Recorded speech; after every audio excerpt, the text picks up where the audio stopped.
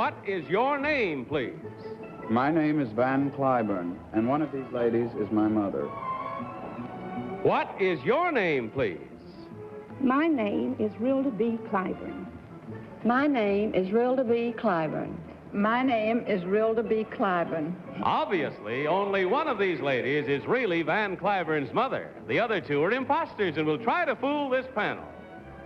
Tom Poston, star of the Broadway hit Milk and Honey, Mimi Benzell, Johnny Carson, and Dina Merrill, on To Tell the Truth with your host, Bud Collier.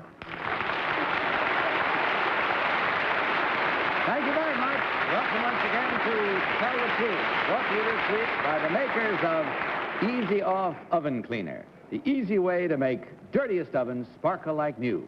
Easy Off Oven Cleaner. Good evening, panel. Hi, Bud. Will you open up your envelopes for the first time tonight and take out your affidavit cards and follow along as I read from this one?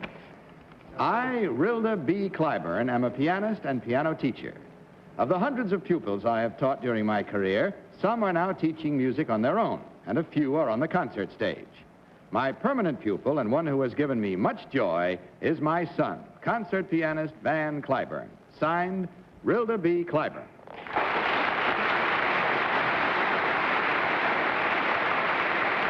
Now, panel, you heard these three ladies, all claiming to be Wilda B. Cliburn, mother of Van Cliburn. Let's start this first round of questioning with Tom Poston. Tom? Oh, thank you, Bud. You started us off a little different tonight, didn't you? Just a bit. These ladies are down here, and Mr. Cliburn. Number two, where is your son's practice studio? Here in New York on 57th Street. Thank you. Number three, do you happen to know the name of that building? Yes, I do, but I don't think it would be fair to Van to tell. He might have autograph stickers, well, you know. yes, you may be right. I hadn't thought of that. Well, tell me, number three, there's a fascinating story, at least to me, about Van's career decisions just prior to his winning the Moscow competition. Could you tell us a little about that, number three? Well, at that time, I was confined to my bed with a back injury, if this is the thing that you're referring to. No, and he had come home to take over my classes for me. Oh, my goodness. No, that wasn't what I meant. But I've been belled anyway. Mimi Benzell. Number one, would you tell me the first piano piece that you gave Mr. Cliburn to play?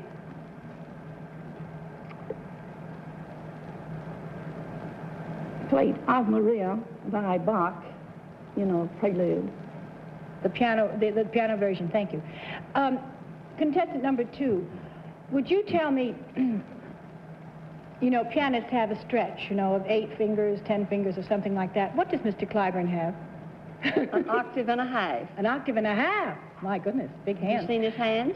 No, I'd like to see them, though. Later, maybe. Contestant number three, would you tell me... Well, obviously she's not going to tell me. Johnny? Number two, how old is your son? Well, he's 28. Number three, what age did he begin to play the piano? Oh, he began to play as soon as he could reach the keyboard. Really, he began taking lessons at 3. Number one, what is the name John L. Williams? Does that mean anything to you? Yes, he has edited his music books. Number two, what did your son play in the competition? Sorry, I don't understand. What did your son play in the competition in Russia? What piece he played? Well, he played Tchaikovsky's concert in B minor, which he played many times. The first time he played was in Houston, Texas. I see. Number three, what is a diminished fifth? And don't, I know. In the language of music. I started to say I never touched the stuff, but in the language of music, that is a de-acceleration in the meter of the meter of music. Dina. Oh, was that a gong? That was a gong. Number one, where is your home? Kilgore, Texas. Kilgore, Texas? We recently been to Shreveport, Louisiana. My husband has been transferred there, but we still own our home in Kilgore, Texas. And is that where your son was born? No, he was born in Shreveport, Louisiana. Oh, number Reared two. in Kilgore. Number two, you said that your son had a stretch of an octave and a half. How many notes is that? How many, you know? 14. Guess that's all the time we have. It's time now to mark your ballots, so will you kindly do so? Mark them right now without any further questioning and, of course, without consultation. And as you do so, vote for number 1, number 2, or number 3. As usual, our team of challengers gets $250 for every incorrect vote. All votes marked. I haven't voted correct yet. and incorrect. Oh, gee, but Okay. Tom, for whom did you vote?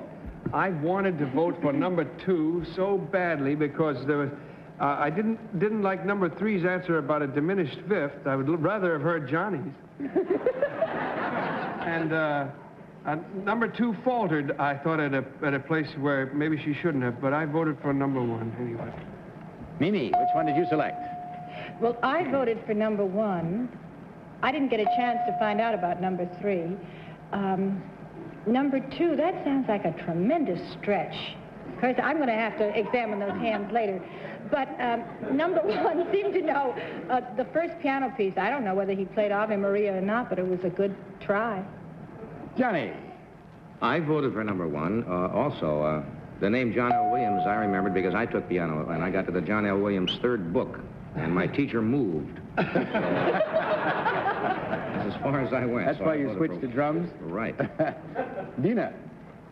Well, I voted for number 3, but number 3 sounded to me as though she were very familiar with her life as Van Cliburn's mother. And she came up with an awful lot of extraneous information that sounded terribly authentic. Okay, there we have it. Votes in, minds made up, and we have now put the mothers to work, so let's get the son in the act now, if we may. And here is, ladies and gentlemen, Van Cliburn.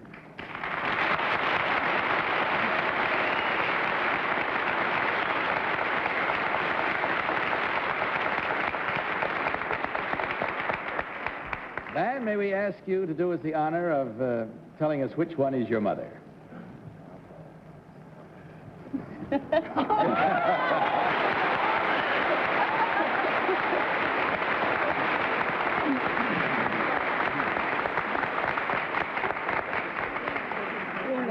must say, Van, it's a great honor to have the teacher of one of the greatest piano concert artists in the world, but it's an even greater honor to have it turn out to be his mother. Well, that's very, very kind of you. I think one of the most important things was that when I was growing up, I always had a great deal of respect for Mother, both as a pianist and as a teacher.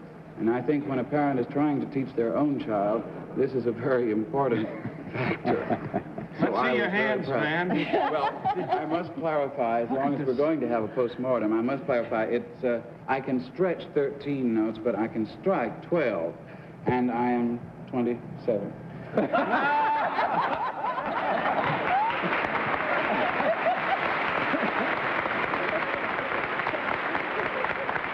Thanks to you again, Van, and continued great success, which you so richly merit. Thank you very much for asking my mother to be on the show. Thank you. Good night.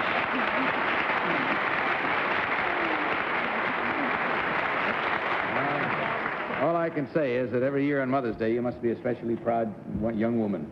They're grateful. I should think you would be. Number 2, may we have your real name and what you really do, please? My name is Mildred Cow. I'm a housewife. I've never played a musical instrument in my life, which was obvious.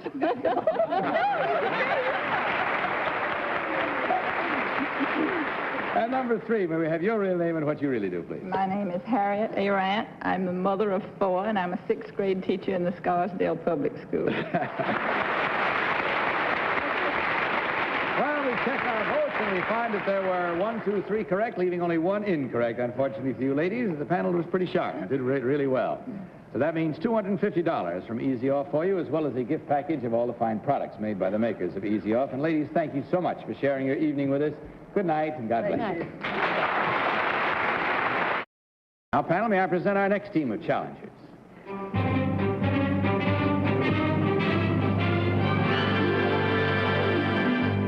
What is your name, please? My name is James Ramsey Ullman. My name is James Ramsey Ullman. My name is James Ramsey Ullman. Follow along once again, panel, if you will, with your copies of this affidavit. I, James Ramsey Ullman, am an author and mountain climber. Among my books are several on mountaineering, like Banner in the Sky, High Conquest, and The White Tower. As for my actual climbing, I have scaled some of the most famous peaks in the world: Popocatépetl, Kilimanjaro, and the Matterhorn. I'm a member of the 1963 American Mount Everest expedition. We plan to climb not only Everest, but also her sister peaks, Lhotse and Nuptse. We will attempt to climb all 3 peaks simultaneously with 7 teams of climbers.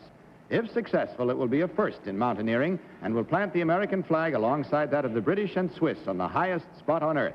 Signed, James Ramsey Ullman.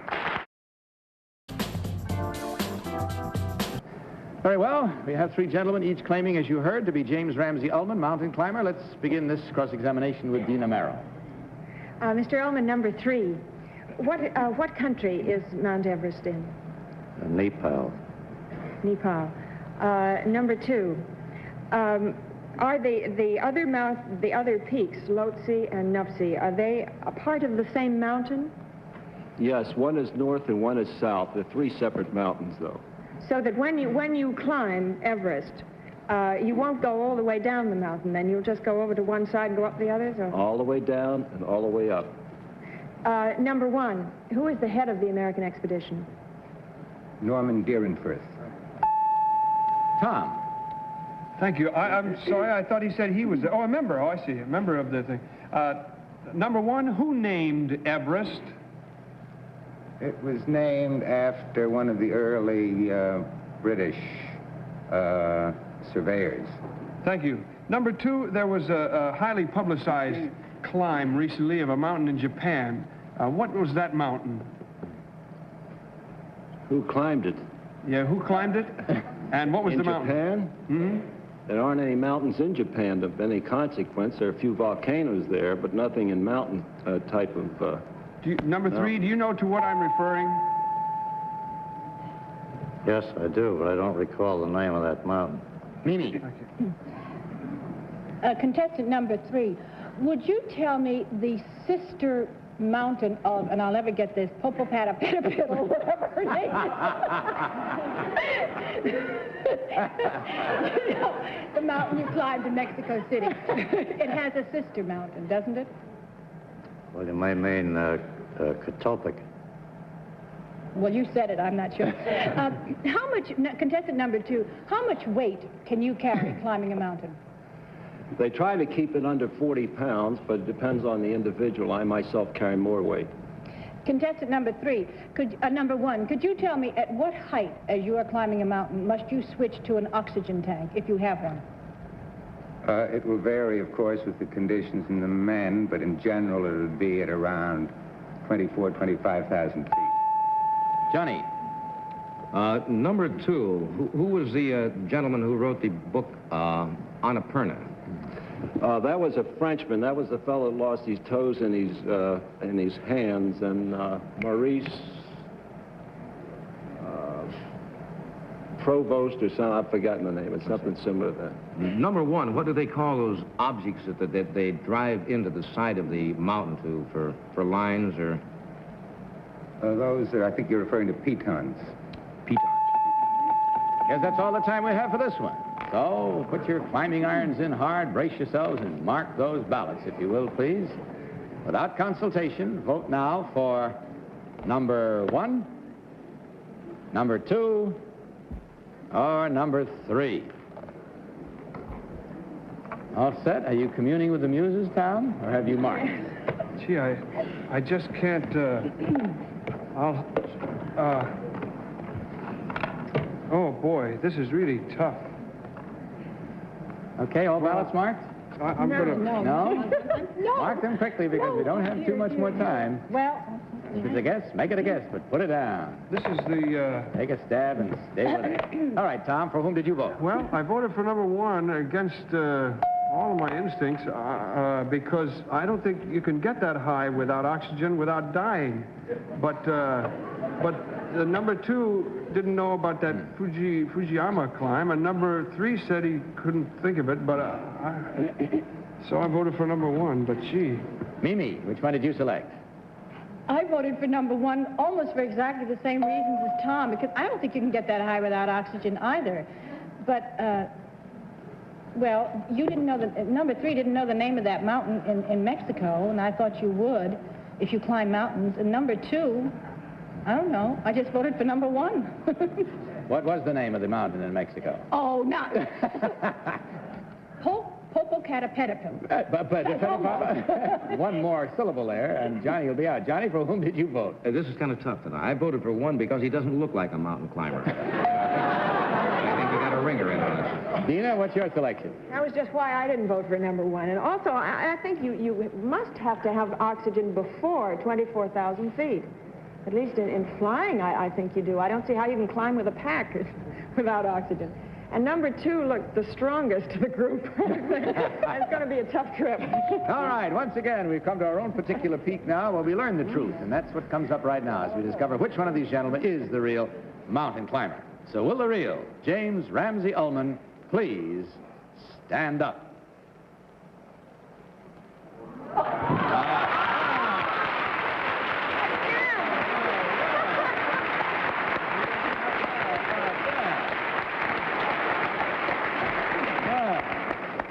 Looks like he survived 25,000 feet, I'll say that. He must have good lungs. Yes, he must. Number 2, would you get to the top?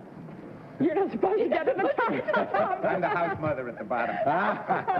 Number 2, would you tell us your real name and what you really do? Yeah, my name is Bob Fisher. I'm president of the Atlantic Precision Works, and we design and manufacture food warming equipment for the home. Electric food warming equipment. Thank you, sir. Number 3, may we have your real name and what you do, please? I'm Allison Graham, the Public Relations Director of American Export Lines. Thank you, sir. And as we check the score this time, we find a duplicate of the first round. Only 1 incorrect, 3 correct this time. Again, panel, you're getting real sharp here tonight. And for that 1 incorrect, of course, $250 comes your way with the compliments of Easy Off Oven Cleaner as well as a gift package of the fine products from the makers of Easy Off. Thank you, gentlemen, very much, and happy climbing to you. Good night. Now, panel, may I present our next team of challengers.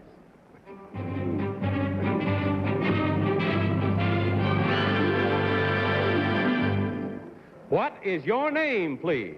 My name is Margaret Smith. My name is Margaret Smith.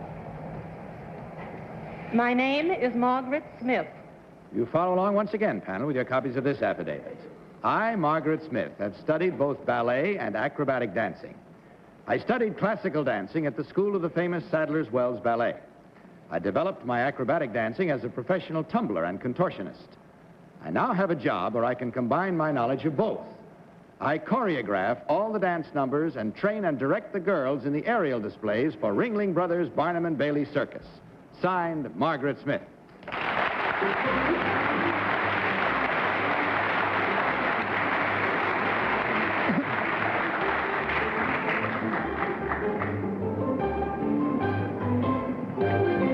Comfortable, ladies? All right. These 3 ladies all claim, panel, to be Margaret Smith, choreographer for the circus. And we'll start this round with our own high flyer, Johnny Carson. I don't know anything about classical dancing. Number 2, what's that step, did you always see ballet dancers do, where they jump up at the air and they hit their, and they flutter their feet together? That's the touche-tete. A touche-tete? Touche-tete, yes. Wasn't there something, a pas de deux also? That's a dance. What? That's not a step, that's a dance. Oh, that's a dance. Yes. Number 3, were you a contortionist? Not really. Acrobatics. Dina. Number 1, what age do children wear toe shoes? 5 years old. Do you agree with that, number 2? Yes, I do. Number 3? I prefer for them to wear them a little bit later, 7 or 8. Number 3, who is the director of the Sadler's Wells Ballet? Nanette de Valois. Number 2, did you perform with the Sadler's Wells? No, I only studied with them. I see. Tom. Is it my turn? Thank you. Number 3, what step often follows a brisé, or is part of the same combination after a brisé in ballet? A volet often. Brisé. Thank you. Number 2, could you tell me what a layout is? Yes, a layout is the name of a trick which we have in the circus where your legs and arms are extended and you lay out in the middle of the trick. Thank you. Number 1, what supports the girls in their work in the circus? The men. Mimi Benzell. Number 1, when a person wears a ballet shoe, a toe shoe, there is usually something that is put into the toe box. Would you tell me what that substance is? Cotton wool. Cotton wool? Number 2, would you tell me in what part, rather there is a famous building that is often associated with Sadler Wells in London. Would you tell me what that is? I'm not familiar with it. Would you know what I mean, number 3? Oh, you mean Covent Garden where they appear? That's all the time we have. I'm sorry. So get on your dancing shoes and dance all over the ballots. And mark right now, if you will, please, which one you think it is. Voting as you do so without consultation for number 1, number 2, or number 3. How are we this time? All marked? Okay. All right, Tom, for whom this time? Well, this time I didn't have any trouble. I'm probably dead wrong. But number 3 I thought had quite a lot of technical information. And I suspect maybe she told number 2 what a layout was. Mimi, which one is your choice? Well, I chose number 3. I must tell you, I think I cheated just a little bit, and I may be terribly wrong. I was trying to look at their legs as they came down to see who had ballet legs. Isn't that terrible? No, it's not terrible at all. Johnny and Tom always look at their legs.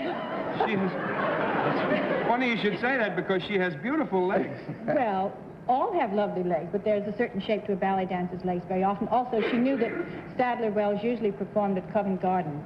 That was the reason I chose number 3. Johnny. I was doing this. I was looking also while they were standing up. But I voted for number 3, actually, not because of the questions, because she has a lovely pair of dancers' legs.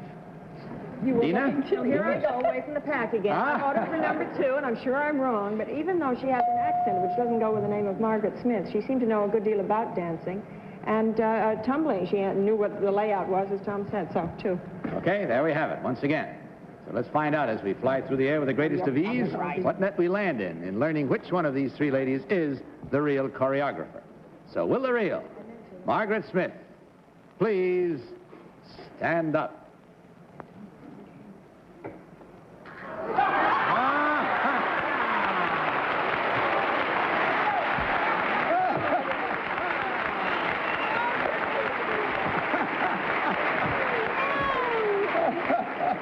I don't think there's anything quite like the moment when the panel realizes they've been skunked all the way. Can we see their legs again? Would you like to see their legs? Oh, no. This isn't... Look at Johnny and Tom, will you? Oh, dear. Well, we thank you. Let's check on the others now. Number 2, would you tell us your real name and what you really do, please? My name is Beth, a banana maker. I work in the Equitable Bag Company in Long Island City, and I make bags. Johnny makes bags. Number 3, your real name and what you do, please. I'm Isabel Little, and I teach exercise in the Helena Rubinstein Glamour School. Well,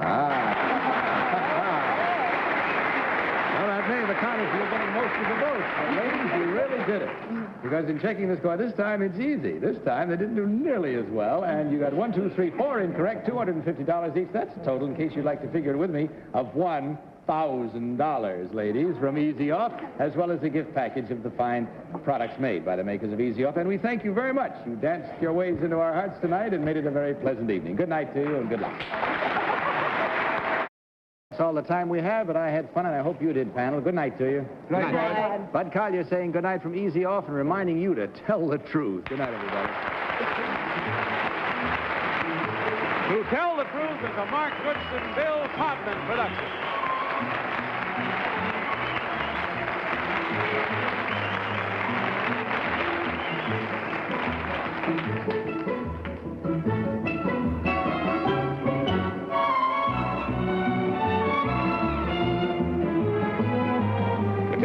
Truth has been brought to you tonight by Dristan Decongestant Cough Medicine.